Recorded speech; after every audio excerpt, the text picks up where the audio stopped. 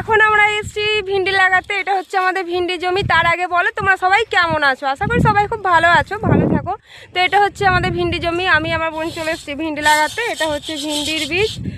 তো ভিন্ডিটা লাগাতে অনেকটাই দেরি হয়ে যাচ্ছে, আর আকাশটা মেঘলা মেঘলা করেছে, তার জন্য আগে থেকে লাগিয়ে দিচ্ছি। বৃষ্টি হলে ভিন্ডিটা বের হয়ে যাবে।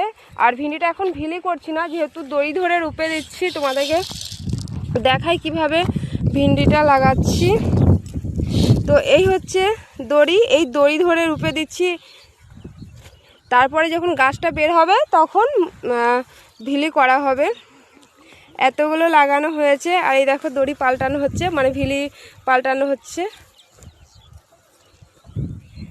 আর এগুলো এতটা ভিন্ডি লাগানো হয়ে গেছে, আর এতটা বাকি আছে। এটা লাগানো হয়ে গেলে বাড়ি চলে যাবো। আর ওটা হচ্ছে আমাদের শসা জমি।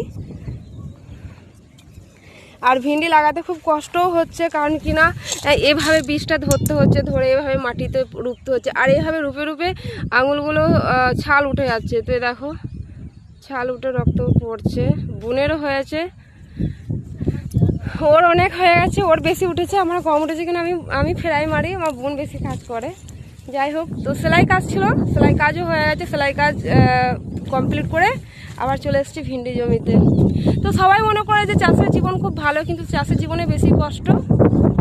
চাষ যারা করে তারাই একমাত্র বোঝে চাষে কতটা কষ্ট করতে হয়। কিন্তু চাষিদের কোনো সম্মান নেই, সেটা আমার বলে না, সবারই চাষিদের কোনো সম্মান থাকে না।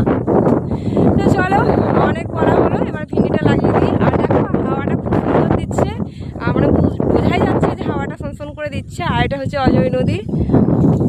তো ঠিক আছে, টাটা, আবার পরে দেখা হবে অন্য কোনো ভিডিওতে। তো এখন আমরা ভিন্ডিটা লাগিয়ে নিই, নইলে বৃষ্টি চলে আসলে ভিজে যাবো, বাড়ি যাওয়া হবে না। তো টাটা।